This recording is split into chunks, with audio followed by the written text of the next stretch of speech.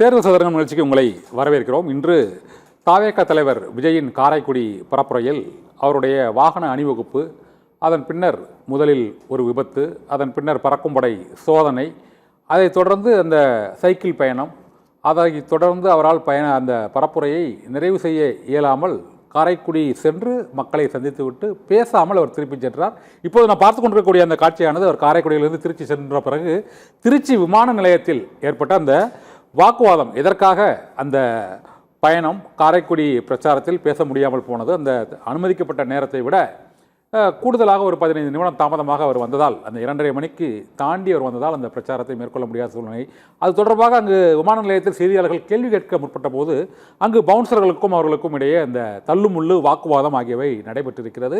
இதற்கு முன்பே பவுன்சர்கள் மீது பல்வேறு குற்றச்சாட்டு, மதுரையில் நடைபெற்ற அந்த அவருடைய மாநாட்டில் பவுன்சர்கள் இது போல இருவரை தூக்கி வீசி எறிந்தது ஒரு சர்ச்சையானது, வழக்காகவும் பதிவு செய்தது. இன்றும் விஜயின் பரப்புரையில் மதுரையிலிருந்து காரைக்குடிக்கு வரும்பொழுது அவருடைய அந்த வேனின் மேலிருந்த பவுன்சர் அந்த வேனில் தொற்றம் உயர்ந்த அந்த ரசிகர்களை காலால் மிதித்ததும், பூட்ஸ் காலால் மிதித்து அந்த கைகளில் மிதித்து அவர்களை தள்ளியதும் ஒரு சர்ச்சைக்குள்ளாகி இருக்கிறது. தொடர்ந்து தாவேக தலைவர் விஜயின் அந்த பரப்புரை பயணங்கள் இந்த தேர்தல் காலத்தில் நாள்தோறும் செய்தியாக இருக்கிறது. இது குறித்து நம்மிடையே பேசுவதற்காக அரசியல் விமர்சகர் மற்றும் நமதுரிமை கட்சியின் தலைவருமான செங்கை பத்மநாபன் நம்மோடு இணைந்திருக்கிறார்.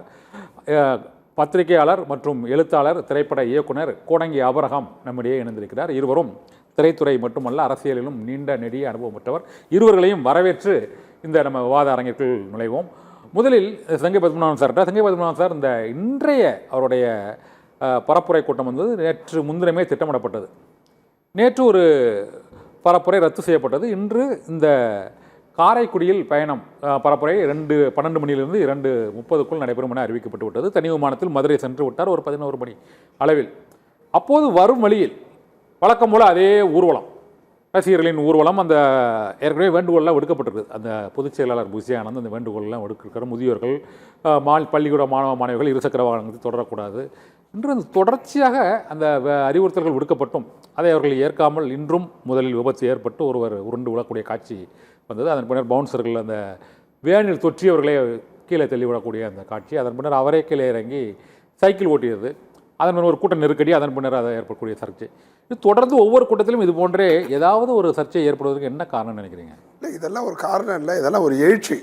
இளைஞர்கள் அவர் மீது கொண்ட ஒரு பாசம், ஒரு இணக்கம். மிதிக்கிறது இல்லை, அதெல்லாம் இல்லைங்க. நீங்கள் அந்த பூட்ஸ் இதை, அதாவது ஒரு தனிப்பட்ட ஒரு நபர் செய்கிற தவிர வந்து தலைவர் மீது கூட்டணி தலைவர் மீது இல்லைங்க. நான் என்ன சொல்கிறேன்னா, பசங்க வந்து அவங்க ஆர்வம் அந்த இந்தி மொழி போராட்டத்தின் போது தன் உயிரை கூட பார்க்காம உயிர் நீத்த வாலிபர்கள் அந்த காலத்தில்.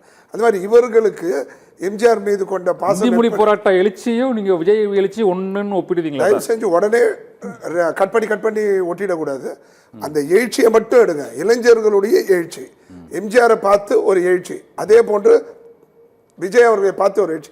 ஏன் சார், இந்த ஸ்கூட்டரில் விழுந்துட்டான், அவனை பார்க்கல, இது ஒரு பவுன்சருக்கு ஒரு சின்ன பிரச்சனை பண்ணிட்டான், அவர் பேட்டி கொடுக்காம போயிட்டாரு, நேரம் கடந்து, இதுதான் பிரச்சனையா? நாட்டில் எக்கச்சக்க டெய்லி காலையில் ஒரு பாலியல், மத்தியானம் ஒரு பாலியல், நைட்டு ஒரு பாலியல், கத்தி குத்து வெட்டு, அராஜகம், போதை, மாணவன் 8 வயசு மாணவன் பள்ளியில் போய் போதை அடிக்கலாம், இந்த பிரச்சனையெல்லாம் இருக்குது. இதெல்லாம் மடைமாற்றம் எத்தனை காலத்துக்கு செய்வீங்க? தயவு செஞ்சு அவர் பிரச்சாரத்துக்கு நீங்கள் எவ்வளோ தடுங்கல் போடுறீங்களோ தடுங்க. ஜனநாயகன் பாருங்க, 500 கோடி சார், ₹1 ₹2 இல்லை. யார் வீட்டு பணம் வந்தாலும் ஒரு பொறுப்பு இருக்கணும்ல. இது நேரடியாக இதனுடைய பாதிப்பு யாருக்கு? விஜய் அவர்களுக்கா? அந்த தயாரிப்பாளர்களுக்கு. அதை கூட பொறுப்பு இல்லாமல் இணையதளத்தில் விட்டாச்சு வெளியில். அதுக்கு அவர் என்ன பண்ணியிருக்காரு? யாரை குற்றம் சுமத்தி இருக்காரு? திமுகவும் பாஜகவும் தான் இதுக்கு எல்முருகனும் ஸ்டாலின் உதயநிதியும் பாருங்க. இப்ப பாஜகவோட இல்ல, ஒரு நிமிஷம் சார், அதை அவர் சொல்லட்டும். பாஜகனுடைய கூட்டணி கள்ள கூட்டணின்னு சொல்லிட்டு இன்னைக்கு இந்திய கூட்டணி, அவங்க கூட்டணியினுடைய இந்திய கூட்டணியினுடைய மாபெரும் தலைவர் மம்தா பானர்ஜி அவர்கள் சொல்லியிருக்காங்க. காங்கிரஸ் மறுப்பு தெரிவிச்சிட்டாங்க. இல்ல சார், அவங்க சொன்ன இது விஷயத்தை கேளுங்க. இடமாற்றத்துக்கு காரணம் இவங்களுடைய கள்ளக்கூட்டு. சரி, அதை விட்டுருங்க. சரி, கம்யூனிஸ்ட் தலைவர் பினராயி விஜயன் சொல்றாரு காங்கிரஸும் பிஜேபியும் கள்ள உறவு வச்சிருக்குன்னு. இவர் ராகுல் காந்தி என்ன சொல்றாரு? கம்யூனிஸ்டும் பிஜேபியும் கள்ள உறவு இருக்கு. ஏன் ஒரு நிமிஷம் கேளுங்க, பிரச்சார நேரத்துல சார் ஒரு நிமிஷம் சொல்றா என்ன சார் லாஜிக் இருக்கு? அந்த லாஜிக் நான் சொல்றேன். பிஜேபி கள்ள உறவு என்ன லாஜிக் இருக்கு? என்ன லாஜிக்? ஏங்க சொல்றது முதலமைச்சருங்க. ஏன் சொல்றாரு? ஐயப்பா கோயிலுடைய தங்க கொள்ளைய ஏன் பேசலன்றார். கரெக்ட் தானே, நியாயம் தானே? அந்த மாதிரி இப்போ இந்த உருட்டல் திரட்டல்லாம் வேணாம். 50 ஆண்டு காலம் இந்த குப்பைகளை பார்த்துட்டோம், 2 குப்பைகளை பார்த்துட்டோம். இப்போ ஒரு எல்லாம் ஒரே கேள்வி. அதாவது 50 ஆண்டு காலம் நீங்கள் சொல்கிற மாதிரி இவர்கள் இந்த திராவிடம், இந்த திமுக, அதிமுக, இதற்கு மாற்றம் என்று வருகிறவர் ஒரு சராசரி ஒரு 100 பேர் கூட்டத்தையே கட்டுப்படுத்த முடியாதவர் நாட்டை எப்படி கட்டுப்படுத்துவார்? இதுதான் பித்தலாட்ட அரசியல்னு சொல்றது. அதுக்கு நமக்கு பலிகடை ஆயிடக்கூடாது. தயவு செஞ்சு இது ஒரு எழுச்சி. 50 ஆண்டு காலம், 20 ஆண்டு காலம், 25 ஆண்டு காலம் ஒரு வெளிப்பாடு, உணர்ச்சியினுடைய வெளிப்பாடு. தயவு செஞ்சு இப்ப இளைஞர்கள்லாம் வீட்டில் போய் என்ன கேட்குறாங்க? சார் தயவு செஞ்சு நீங்க என்னதான் கூப்பாடு போட்டாலும் இளைஞர்களுடைய 2.7 1 போனா கூட 1.7 மீண்டும் பதிவு பண்றேன். கூட மகளிர்களுடைய வாக்கு, சிறுபான்மை மக்கள் மிகப்பெரிய அளவில் ஒரு திட்டமிட்டு ஒரு கட்டமைச்சுங்க. பிஜேபியும் விஜய் அவர்களும் கள்ளத்தோடு வச்சிருக்காங்க, பின்னாடி போவாங்க. நாளைக்கு ஜெயிச்சதுக்கு அப்புறம் அது எடுபடாது. ஏன்னா ஜனநாயகத்தை முடக்கியது யார்? பிஜேபி. அப்படி இருக்கும்போது சிறுபான்மை மக்களுடைய வாக்கு வங்கியும் பெற்று மிகப்பெரிய அளவிலே தாவேகா தலைவரும் எதிர்பார்க்காமல் மீண்டும் பதிவு செய்கிறேன் சார், கட்சியே எதிர்பார்க்காது, தாவேகானுடைய தொண்டர்களே எதிர்பார்க்காத ஒரு இன்ப அதிர்ச்சியை தமிழக மக்கள் தருவது காலத்தின் தேவை, காலத்தின் கட்டம். ஓகே, சங்கீபத்மநாதர் உங்களோட முதல் கட்ட கருத்தா இருந்ததா? கொடங்கி அபரகாம் சார், நீங்க சங்கீபத்மநாதர் சார் சொன்னதை கேட்டிருப்பீங்க. முதல்ல இந்த ஜனநாயகன் படத்தை எல் முருகனும் உதயநிதி ஸ்டாலின் அவர்களும் தான் அதை வெளியிட்டு விட்டார்கள் என்று ஒரிஜினல் குற்றச்சாட்டு சொல்றாரு. அதை தான் நம்ம செங்கை பத்மநாபனும் ஆமோதிக்கிறாரு. இது நீங்க எப்படி பாக்குறீங்க? திரைத்துறையில இருக்கிறீங்க, ஒரு திரைப்படம் அது பைரசியா வெளியாவது, வெளியான பிறகு வெளியாவது, அதற்கு முன்னரே வெளியாவது, இந்த காட்சிகள் இந்த திரைப்படங்கள் முழுமையாக வெளியாவது, அது இப்போது வெளியாவது, இதற்கு என்ன காரணம் பின்னணின்னு உங்களுக்கு தெரியும். இந்த நெறியாளர் எப்படிலாம் பூசுறாரு பாருங்க, மழுப்புறாரு. கோடங்கி அபரகாமுக்கு இதனுடைய முழு பின்னணி விவரம் நல்லா தெரியும். நீங்க சொன்னீங்க அது உண்மையா அப்படின்னு எனக்கு இந்த திரைத்துறையை பத்தி அவ்வளவு தெரியாததுனால கோடங்கி பைரசியா சார் ஏற்கனவே முடக்கிட்டாங்க. அந்த மூவி பைரசி. சார் வணக்கம். இப்ப அண்ணன் செங்கை அண்ணன் பேசும்போது சொன்னார், ரொம்ப தெளிவா அவர் சில விஷயங்களை பேசியிருக்காரு. எழுச்சி, எம்ஜிஆர் வந்தப்ப எழுச்சி, எப்படி மொழி போராட்டம் அப்போ ஒரு எழுச்சி அப்படின்னு பேசினார். அண்ணன் என்னை விட வயசுல மூத்தவர், அவர் எதோட ஒப்பிடணும்னு தெரியல. அது ரொம்ப வருத்தமா ஒரு விஷயம். மொழி போராட்டம், இந்தி பிரச்சார பிரச்சனை, அந்த மாதிரி ஒரு விஷயங்களுக்கு ஒரு நடிகர் வர்றதை வேடிக்கை பார்க்க வர்றதையும் எழுச்சின்னு எப்படி கனெக்ட் பண்றாருன்னு எனக்கு தெரியல. சரி, ஓகே, அவரு ஆதங்கம் இல்லனா அவர் அந்த ஆதரவு கூட்டணியில இருக்காரு, அதனால அப்படித்தான் அவர் பேசுவாரு, பரவாயில்ல. விஜய் பாக்குறதுக்கான அந்த ஆர்வம், அந்த கூட்டத்தை கொஞ்சம் மிகைப்படுத்திட்டு வரணும். ஆனா அந்த கூட்டம் நெல்லை, தூத்துக்குடியாக இருக்கட்டும், இங்க மதுரை, சிவகங்கை இருக்கட்டும், அந்த விஜய்க்கான அந்த கூட்டத்தை நம்ம பெரிய அளவுல கூட்டம் இருக்குது. பலமுறை நான் ஆணித்தரமா சொல்லியிருக்கிறேன், அழுத்தமா சொல்லியிருக்கிறேன்.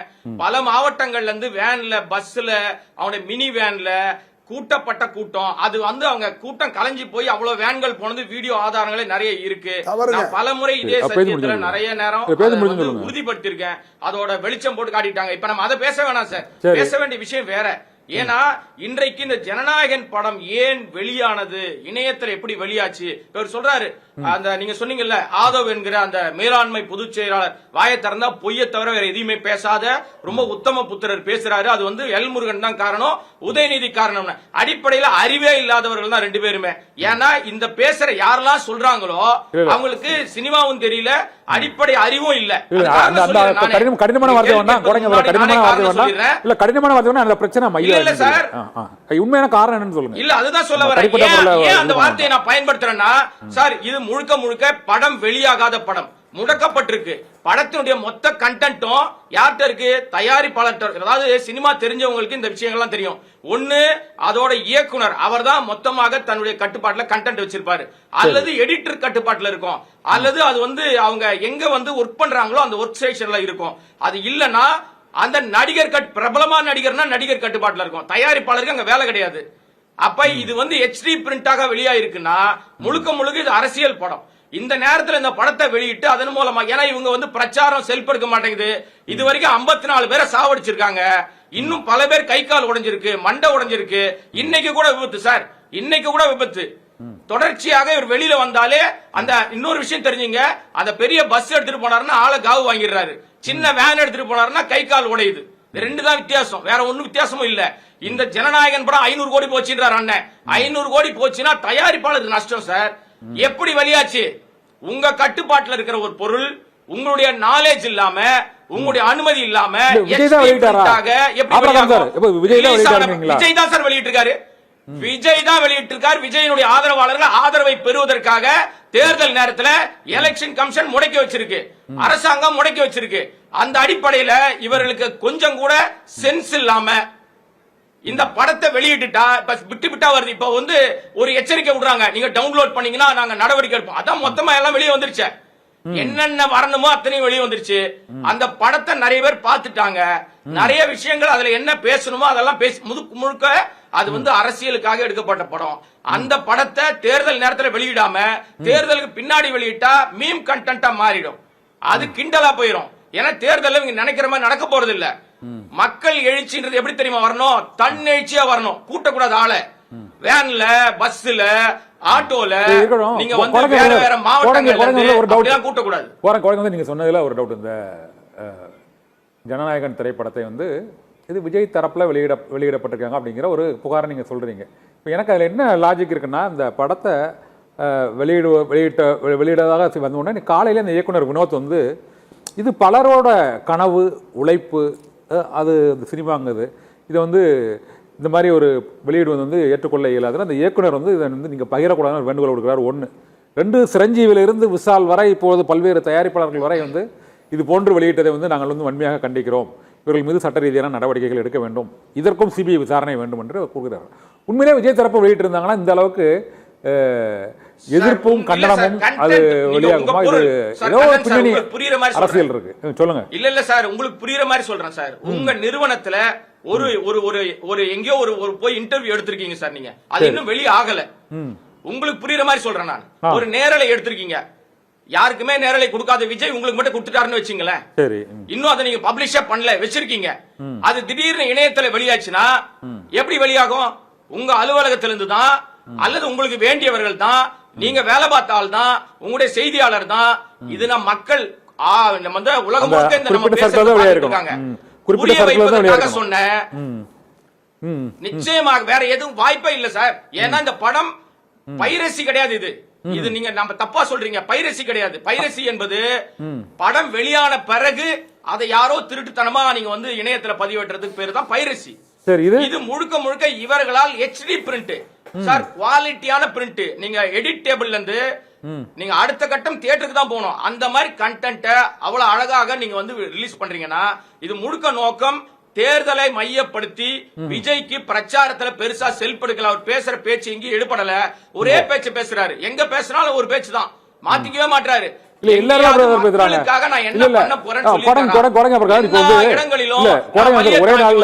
தலைவருமே அப்படி கொஞ்சம் ரிப்பீட் இருக்கு. சொகுசு வாழ்க்கை விட்டு வந்துட்டேன்றாரு. கண்டென்ட் என்ன சார்? கண்டென்ட் பாருங்க சார். இல்ல எல்லா தலைவர்களுமே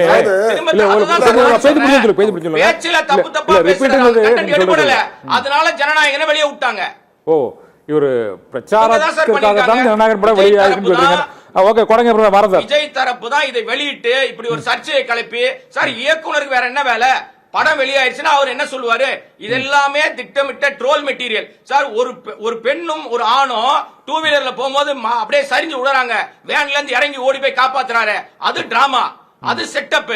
நிஜமாவே வந்து இவர் வண்டி போகும்போது கீழே விழுறாங்களா? அது வரல, ஏன்னா அது வந்து அவங்களுடைய ட்ரோல் மெட்டீரியல்ல இல்ல, ஸ்கிரிப்ட்ல இல்ல, அதனால வண்டி பறந்து போயிடுது.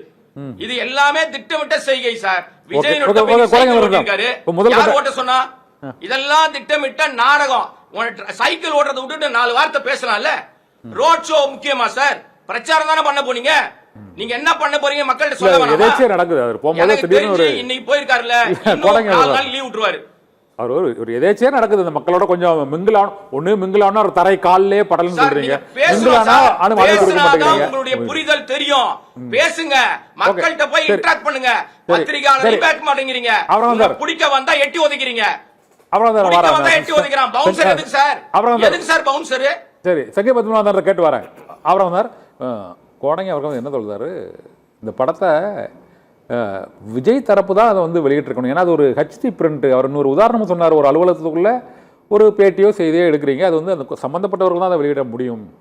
இல்லைன்னா அதில் வந்து அந்த எடிட் ரெஃபரன்ஸ் மார்க் ஒன்று இருக்குமா, நீங்கள் அது பைரசியாக இருந்திருந்ததுன்னா தியேட்டரில் வெளியானதுக்கப்புறம் அது வெளியிட்டால் ஏதோ ஒரு டெக்னிக்கலாக ஒரு பாயிண்ட் கண்டுபிடிச்சிருவாங்க அப்படின்னு சொல்கிறாங்க. வெனின்சுலா தலைவரை ட்ரம்ப் கடத்தினார்.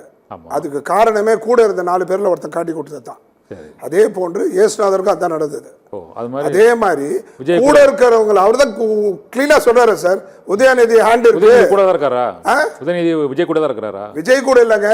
ஏங்க உங்ககிட்ட இருக்க ஆளை தூக்கி இருக்காங்க. அதாங்க அவருடைய பொருள், அதனுடைய குற்றச்சாட்டு. அது இருக்கட்டும். டாக்டர் கனிமொழி திமுகனுடைய முன்னாள் எம்எல்ஏ, அவங்க என்ன சொல்லியிருக்காங்க, முன்னாள் எம்எல்ஏ கனிமொழி, டாக்டர் கனிமொழி, அவங்க எம்பியா இருந்தாங்க இல்லையா, அவங்க இன்னைக்கு சொல்லியிருக்காங்க எடப்பாடியை விமர்சனம் பண்ணும்போது 3ஆம் நிலைக்கு செல்ல போகிறார் அப்படின்னு அவங்கள அறியாம ஒரு உண்மையை சொல்லியிருக்காங்க. என்ன உண்மை? அதிமுகவை கடந்து தாவேகா வந்திருக்கின்றது இதை விட ஒரு சாட்சி இல்லை. அது திமுக அளவுல தெரிஞ்ச ஒரு உண்மை. அந்த கசப்பான உண்மை அவங்களுக்கு இப்பயாவது தெரிஞ்சு. நான் என்ன சொல்றேன்னா, திமுகவையும் தாண்டி தாவேகா இருக்கு. நீங்க வெளியில வர்ற ஒரு 20% 15% இளைஞர்களை மட்டும் நோக்கி உங்களுடைய பேச்சு இருக்கு. 40% சிறுபான்மை மக்கள் மிகப்பெரிய அளவுல. நீங்க தயவு செஞ்சு சார் ஆதரவு பத்தி கேட்கல. அவர் சொன்னது என்ன சொன்னாரு, விஜய் தரப்பு தான் முழுக்க முழுக்க வன்மமா பேசுறாரு. அவர் இயக்குனர் சொல்லிருக்கீங்க, கடந்த கால இயக்குனர் கால்ஷீட் கொடுக்கல என்ற ஒரு வருத்தம் இருக்கு அவருக்கு. கால்ஷீட் கொடுக்கலன்னா வருத்தம் இருக்கு. விஜய் கால்ஷீட் கொடுத்தா தன்னுடைய வாழ்க்கையே வேற மாதிரி மாறிடும். அது மாறாத ஒரு வன்மம்.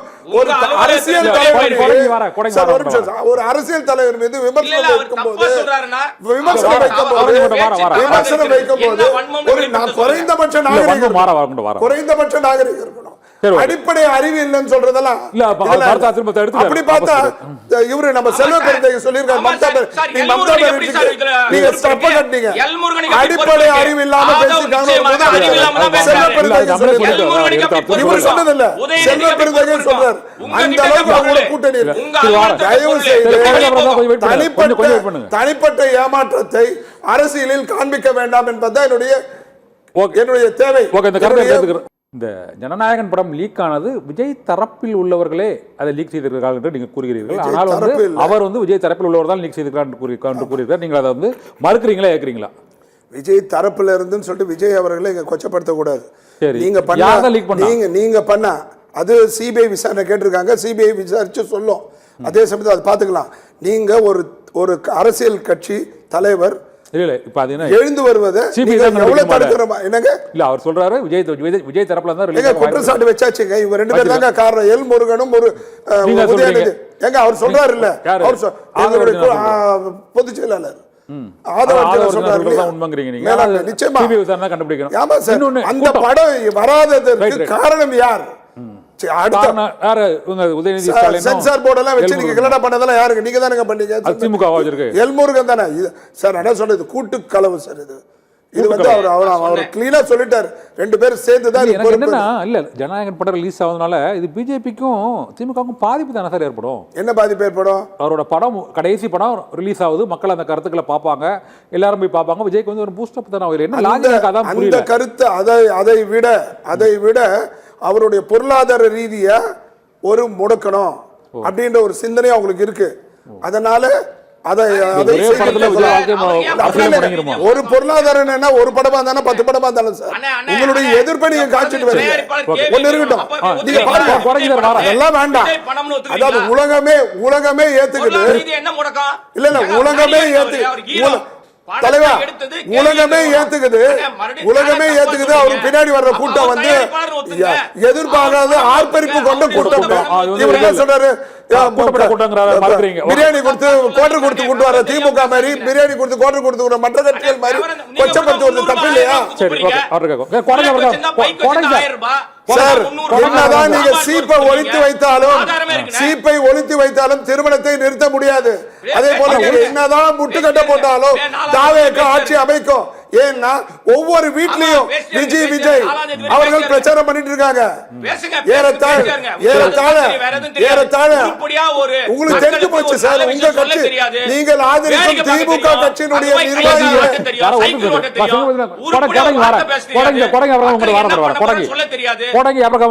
சொல்லியாச்சு சார். உங்க தலையில இடிய போட்டாச்சு சார். ஊழலை ஒழிப்போம், ஊழல்வாதிகளை முடக்குவோம், சமரசமற்ற சட்டம் ஒழுங்கை பேணி காப்போம். இந்த ரெண்டு போதும். உங்களுடைய மதம், இனம், கலாச்சாரம், போலி அரசியல் இனிமே எடுப்பது, பித்தலாட்ட அரசியல் என்ன சொல்றாரு? தேர்தல் ஒரே செகண்ட் சார், ஒரு செகண்ட் சார். இப்ப நடக்கிறது வந்து மாநில தேர்தல். இவர் என்ன பண்றாரு? பித்தலாட்டம். இந்த பித்தலாட்டம்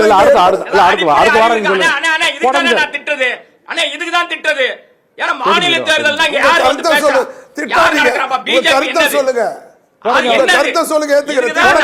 தொடர்ந்து தப்பு தப்பா பேசாதீங்க, கொஞ்சம் புரிஞ்சு பேசுங்க, கொஞ்சம் யோசிச்சு பேசுங்க. உங்க கருத்துக்கு ஒத்து வரலனா, அது புரியலனா விட்டுடுங்க. உங்களுக்கு அமித்ஷா 10 முறை வராரு, ஏங்க மோடி 10 முறை வராரு? தமிழ்நாடு சந்தி சிரிக்குதுங்க. ஒரு பெண் குழந்தை வெளியில போனா வீட்டுக்கு வர முடியல. ஒரு பெண் குழந்தை வீட்டுக்கு வெளியில போனா உள்ள வர முடியல. அதெல்லாம் உங்களுக்கு தெரியலையா? ஏன் இப்படி சப்போர்ட் ஆரம்பிச்சிருவீங்க நீங்க? ஏன் சப்போர்ட் பண்றீங்க? நீங்க வந்து அப்படியே நீங்க வந்து வெட்டி முறிக்க போறீங்க.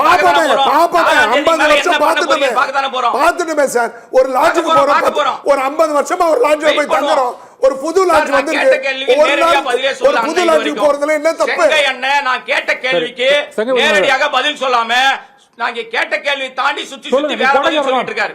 ஒரு நிமிஷம் ஒரு நிமிஷம் ஒரு நிமிஷம். அதாவது ரெண்டு பேரும் பேசினா ஒருத்தருக்கு கேட்காது. நான் என்ன சொல்றேன், செங்கை பத்மநாபன் சொன்னது என்னன்னா, இது வந்து ஒரு தன்னெழுச்சியான ஒரு கூட்டம். இந்த கூட்டம் சேர்ந்ததை வந்து நீங்க விமர்சிக்கிறது வந்து நான் அதை ஏற்றுக்கொள்ள முடியாதுங்கிறாரு. அதுக்கு அவர் பதில் சொல்வார். ஒன்று.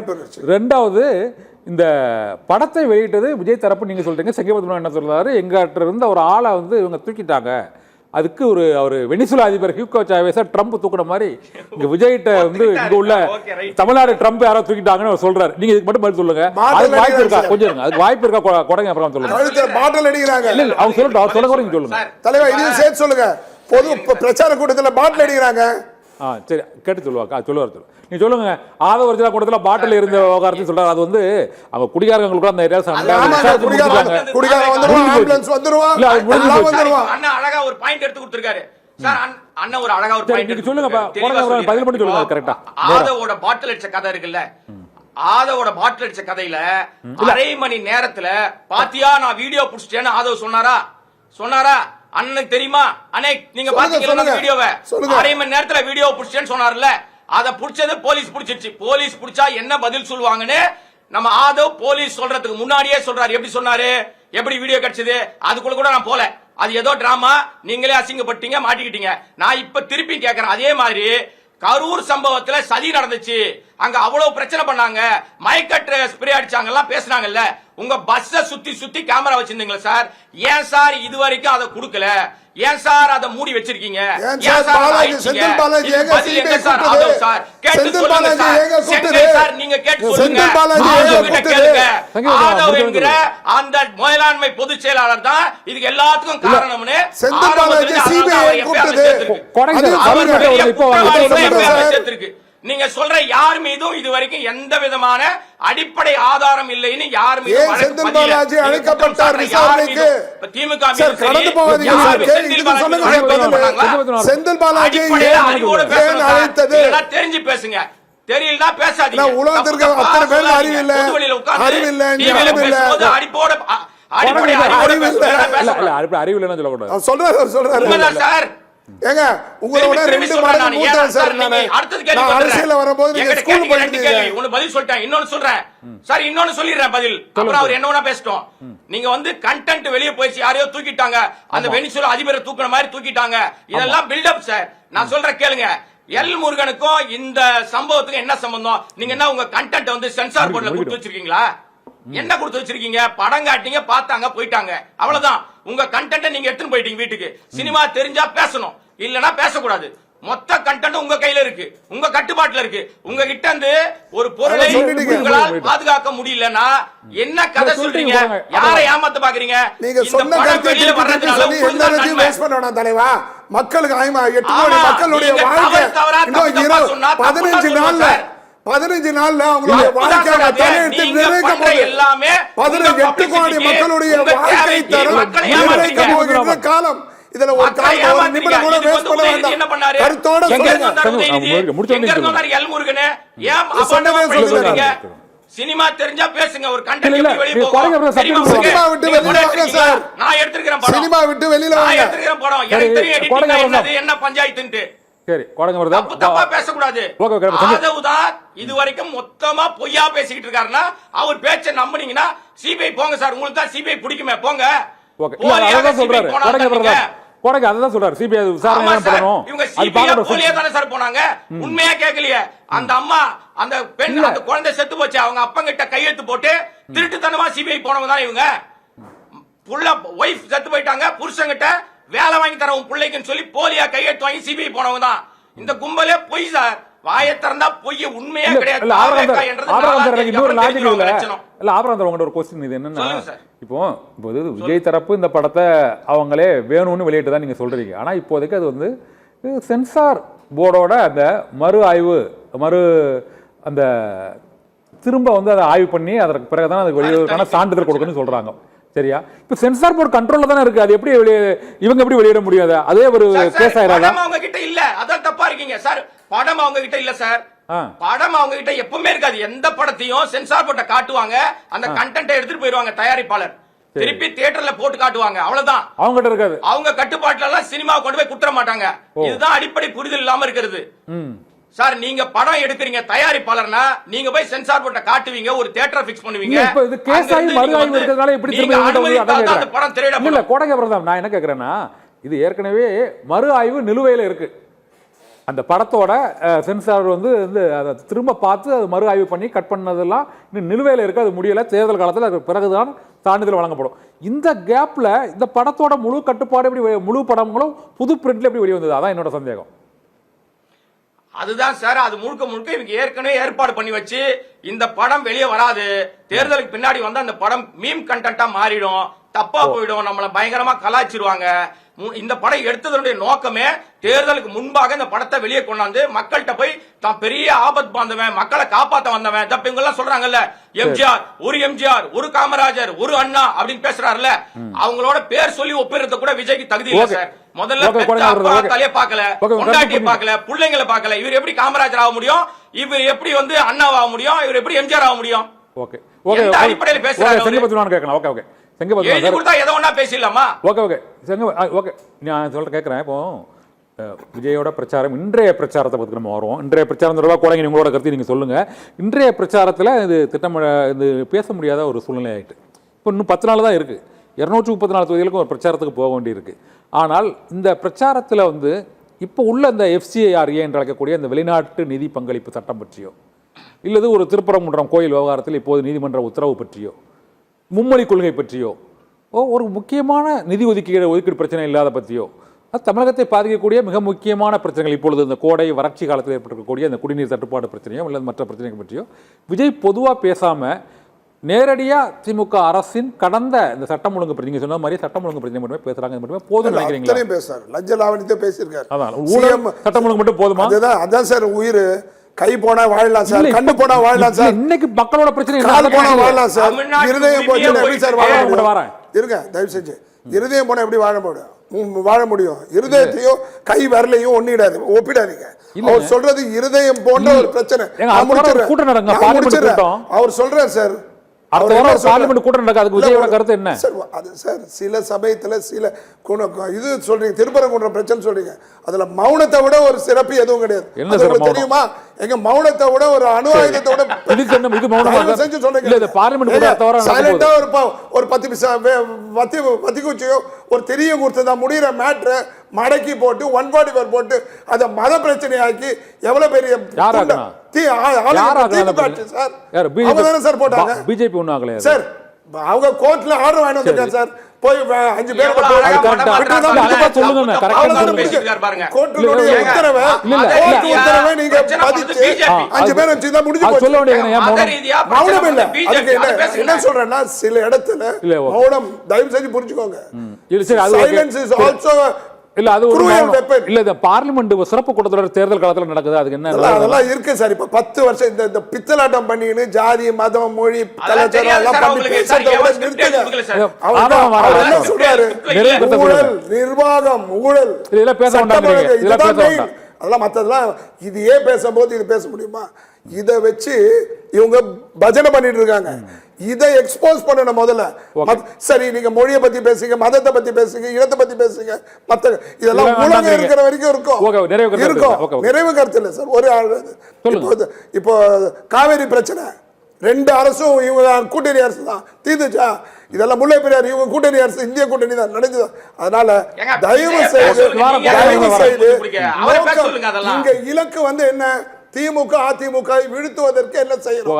அந்த வேலையை தான் பார்த்துட்டு இருக்கோம். இந்த 18 நாள் நீங்க எவ்வளவு தடுத்தாலும் புது விஞ்ஞான முறையில ஊழல், விஞ்ஞான முறையில எதிரிகளை தடுத்தாலும், எதிர்கட்சிகளை தடுத்தாலும் மக்கள் கை விரலை உங்களால் தடுக்க முடியாது. ஓகே, நிறைவு கருத்தை எடுத்துக்கிறேன். கொடங்க அபிரகாம் சார், இப்போ விஜய் பொதுவான பிரச்சனைகள்ல அவர் என்ன சொல்றாருன்னா, சென்சிட்டிவான பிரச்சனைகளை நாங்கள் பேச வேண்டியதில்லை, இப்போ உள்ள பிரச்சனை ஊழல் மற்றும் சட்டம் ஒழுங்கு பிரச்சனை தான், இது ரெண்டையும் பேசினாலே போதுங்கிறாரு. நீங்க அதுக்கு சரியா அவரோட பிரச்சார அணுகுமுறை சரின்னு பாக்குறீங்களா தவறுன்னு பாக்குறீங்களா? அவர் எல்லாமே சொல்லுங்க சார்.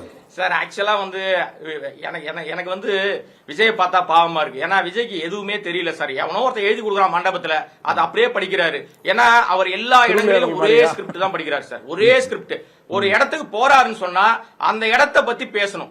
ஒரு இடத்தினுடைய உதாரணத்துக்கு நெல்லை போறாருன்னா ஆணவ படுகொலைன்றது ஒரு மிகப்பெரிய பிரச்சனையாக அங்க காலங்காலமா இருக்கு. அது எந்த ஆட்சி இருந்தாலும் அந்த பிரச்சனை இருக்கு. ஒரு வாய் திறந்தாரா? ஒரு ஒத்த வார்த்தை பேசினாரா? சார் கூட்டத்தை கூட்டுறது பெருசு கிடையாது சார். வேடிக்கை பார்க்க வருவான். இதுவரை விஜய் எங்கேயுமே போனதில்ல. இந்த மாதிரி திடீர்னு வந்தா வேடிக்கை பார்க்க கூட்டம் கூட தான் செய்யும். கூட்டம் எல்லாம் வேடாவேடி மாறாது. திருப்பரங்குன்றத்துல மௌனமா? திருப்பரங்குன்றத்துக்கு கலவர பூமிங்க. திருப்பரங்குன்றத்துல தனியா அயோத்தியா மாத்துவேன்னு ஒரு பாஜக தலைவர் சொல்றாரு. அதற்கு கூட துப்பு கிடையாது கண்டிக்கிறதுக்கு. பாஜகவை கண்டிக்க துப்பு இல்லாத விஜய் மக்கள்கிட்ட என்ன பண்ணுவாரு? என்ன பண்ணுவாரு? அயோத்தியா மாத்துவேன்னு சொல்லியிருக்காரு. யாருக்கு துப்பு இருக்கு, யாருக்கு துப்பு இல்லைன்றது தெரியும். ஓகே, நன்றி சார். நன்றி சார்.